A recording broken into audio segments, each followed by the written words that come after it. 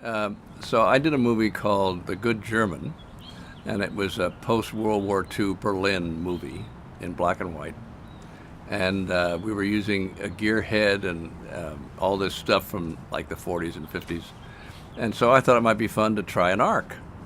And so I said to Steven Soderbergh, maybe we should use an arc. Let's do a test. And so we actually had a set built for our movie. So we used that, got a stand-in.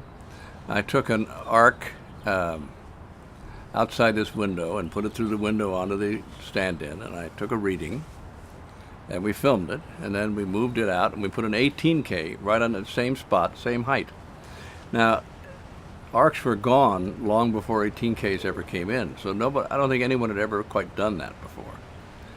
And interestingly, it surprised me, the amount of light was exactly the same to the 10th on the light meter. And I think the shadow was a little better from the 18K, which might have been just because the lens on the arc was dirty because it hadn't been used in such a long time. But there was no noticeable difference. I'm sorry, I don't see it. And so we didn't use it. And it would have cost quite a bit more money because you'd have to have a bigger crew because you have to have one person for each arc because the gap of the arc is so important that somebody has to be watching it the whole time. My father did a movie in 1959 called The Big Fisherman, and they had a big set on stage at Universal. And they were using 75 arcs and 475 10Ks up on the green beds.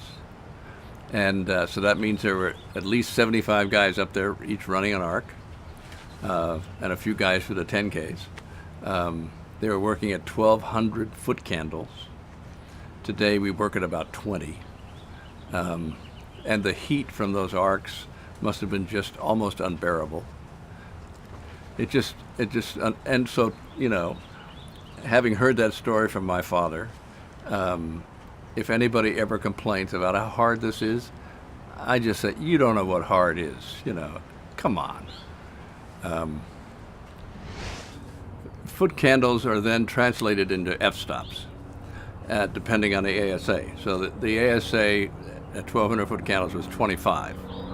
So today we're working at 800 or 1,600. So of course it takes less foot candles to get a decent stop. So as an example, at 400 ASA, 50 foot candles is F4. And so what it used to be is the gaffer would read things in foot candles, and the DP would then translate it into an f-stop because I'm the director of photography. And my father was working on a job, and they were doing an insert of a book, and they'd been working at 2.8. And my father said, in lighting the insert, should I light it to a 4 so you have some more stop, so you have more depth of field for the book? Cameraman said, yes, let's do that. And then they finished this job, and the DP said, I've got another one of these jobs coming up next week if you're available, but just remember, you take care of the foot candles, I do the stops. And it was like somehow separating that job, But I've never worked in foot candles. I've always worked in f-stops.